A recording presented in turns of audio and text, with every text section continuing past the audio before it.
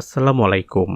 ঢাকা বিশ্ববিদ্যালয়ে মুক্তিযুদ্ধের চেতনায় রাজাকার বিরোধী গানের অনুষ্ঠান। জানবো তার বিস্তারিত খবর। তবে আপনি যদি যুদ্ধের জীবন চ্যানেলে নতুন হয়ে থাকেন, চ্যানেলটা অবশ্যই সাবস্ক্রাইব করবেন, পাশেই থাকবেন।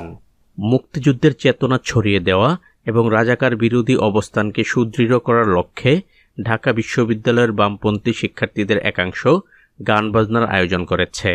পিকআপ ভ্যানে সাউন্ড সিস্টেম বসিয়ে গান বাজিয়ে তারা বিশ্ববিদ্যালয় ক্যাম্পাস ও আশপাশের এলাকা প্রদক্ষিণ করে।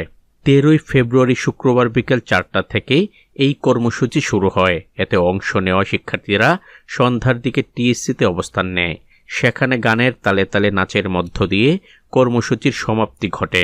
অনুষ্ঠানের আয়োজকদের একজন ইলালাল্লাহ ফারিয়া মতিন বলেন, বাংলাদেশের অনেক সংখ্যক মানুষ জামায়াতকে ভোট দিলেও দেশের বেশিরভাগ মানুষ মুক্তিযুদ্ধকে ধারণ করে। সে কারণে আমরা যখন রাজাকার বিরোধী এই গানগুলো রাস্তায় ছেড়ে বের হয়েছি, তখন মানুষের উল্লাস দেখেছি। মুক্তিযুদ্ধ মানুষ খায় না, এ ধরনের কথাবার্তা বোগাস কথাবার্তা। অনুষ্ঠানের বক্তব্য দেন রাষ্ট্রবিজ্ঞান বিভাগের শিক্ষার্থী এনামুল হাসান। তিনি বলেন, নির্বাচনের আগে দেশ বিরোধী জামায়াতি অপশক্তি গত 1.5 বছর ধরে তাদের পুরনো মুক্তিযুদ্ধ বিরোধী রাজনীতি করার চেষ্টা করেছে। আমরা টিএসসিতে দেখেছি কিভাবে স্বীকৃত যুদ্ধাপরাধীদের ছবিটা নিয়েছে। আমরা তাদের আস্ফলন ও উচ্চবাচ্য দেখেছি। সাম্প্রতিক জাতীয় নির্বাচন প্রসঙ্গে তিনি বলেন, গতকালের নির্বাচনের মাধ্যমে দেশের মানুষ 71 বিরোধী অপশক্তিকে রুখে দিয়েছে। যদিও জামায়াত এই মুহূর্তে কার্যত বিরোধী দল, এটা বাংলাদেশের জন্য একটি অ্যালার্মিং ব্যাপার।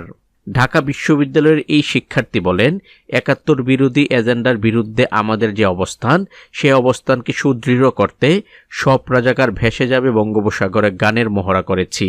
এই চ্যানেলে এই গানটি আপনাদের দেওয়ার চেষ্টা করব। তো আজ এ পর্যন্তই, দেখা হবে অন্য এক নতুন ভিডিওতে। ততক্ষণ পর্যন্ত সবাই ভালো থাকবেন, সুস্থ থাকবেন। আল্লাহ হাফেজ।